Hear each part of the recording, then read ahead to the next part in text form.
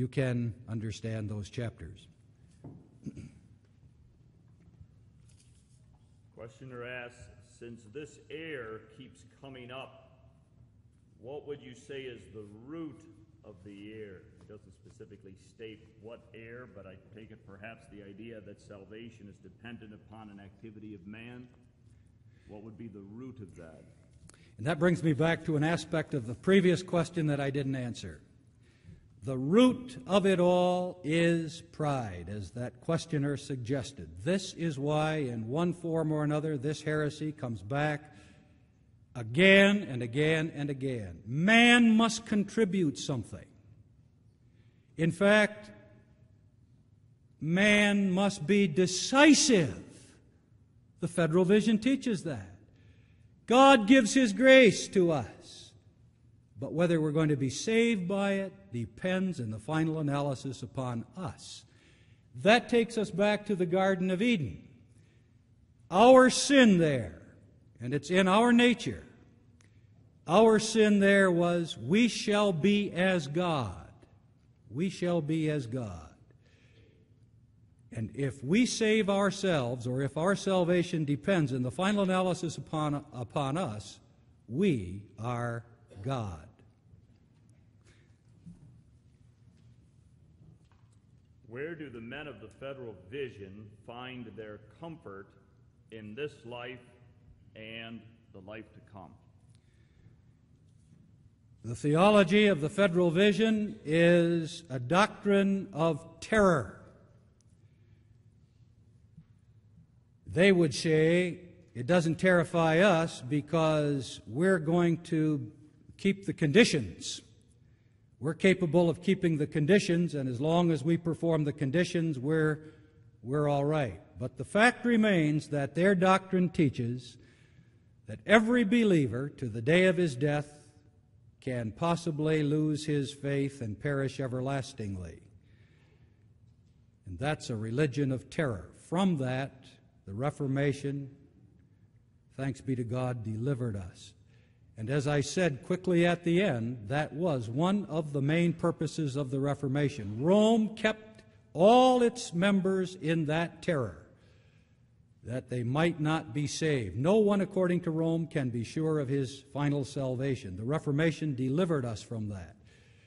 If God begins a good work in us, as Philippians 1 teaches, He will perfect it. If I have saving faith, if I believe the gospel from the heart today, and I know I do, and you do, I am sure of my final salvation. Not because I'm so sure I will keep the conditions. I'm not very sure about that at all. But I'm sure God will perfect what He has begun. He's faithful. It's a religion of terror. This person asked quite a few questions, but I think we could just go with the last two. Could one say that Federal Vision denies Christ? Is this an example of the Antichrist? My answer to those questions is yes. It's an aspect of Antichrist, not as the world power, of course, but in the sense of 1 John 2, verse 19. It belongs to the reality of Antichrist that there are false prophets in the church who depart from the truth and seduce many. That's part of the great apostasy, the great falling away that, according to 2 Thessalonians 2, leads up to and prepares for the personal Antichrist at the end.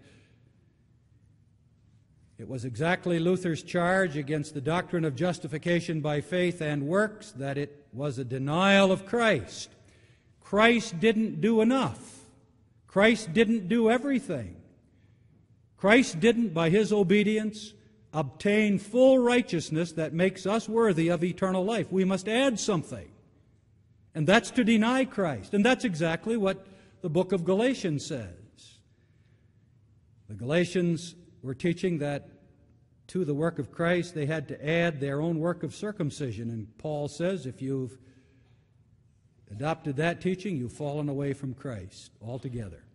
It's either Christ did it all or a denial of Christ. Question about the teaching of the Lutherans and the Federal Vision. Lutherans also believe in baptismal regeneration and that a child of God can lose his salvation. Is the Lutheran doctrine of the covenant in agreement with the federal vision? At that point, it is. Exactly as this questioner pointed out, Luther must bear the blame for this. Great men can err, and when great men err, they err greatly.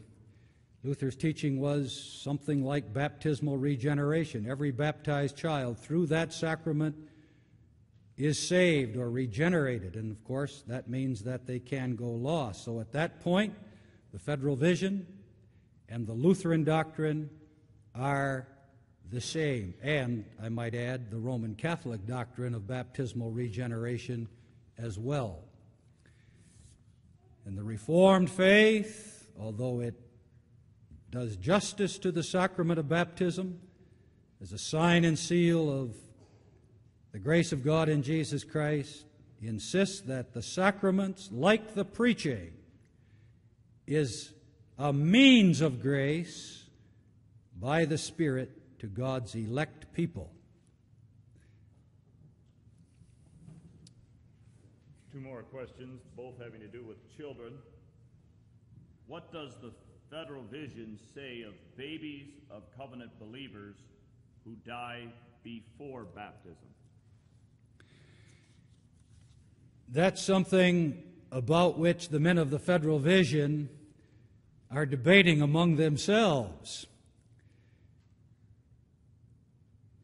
It is really the implication of their doctrine of baptism that babies who die unbaptized can't be saved. That's really an implication of every form of baptismal regeneration. Rome faces that implication seriously and tries to have every baby baptized almost as soon as it comes out of the womb, and even has a law that nurses may baptize in the hospital if there's a danger that a child is going to die before baptism, because if it's not baptized, it's not saved. But the men of the federal vision realize that that's contrary to the Protestant tradition, and so they draw back from that, and they don't come out clearly stating, yes, we'll face up to this implication of our teaching, but this is a work in progress, and we'll see where they end up on this point later on. It should be their position. The last question, what does adherence to the federal vision mean for Christian education?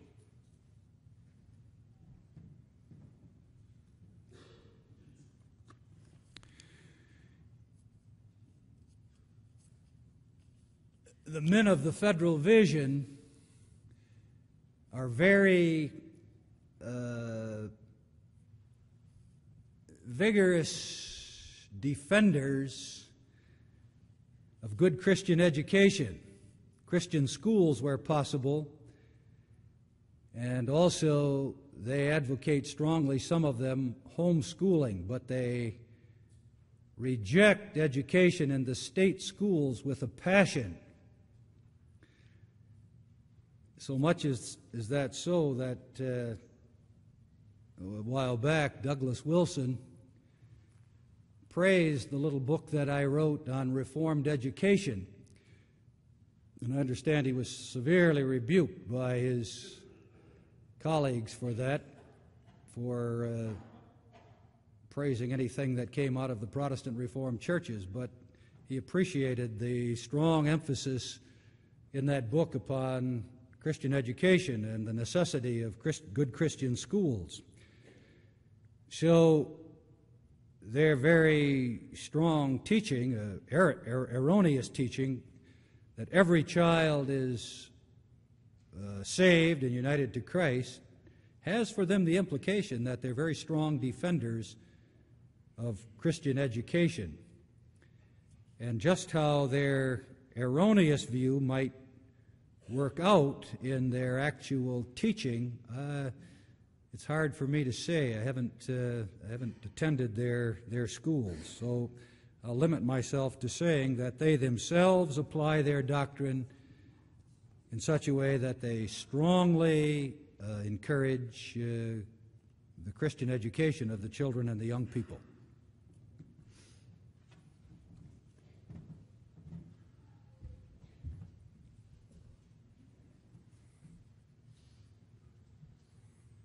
Thank you again, Professor Engelsma.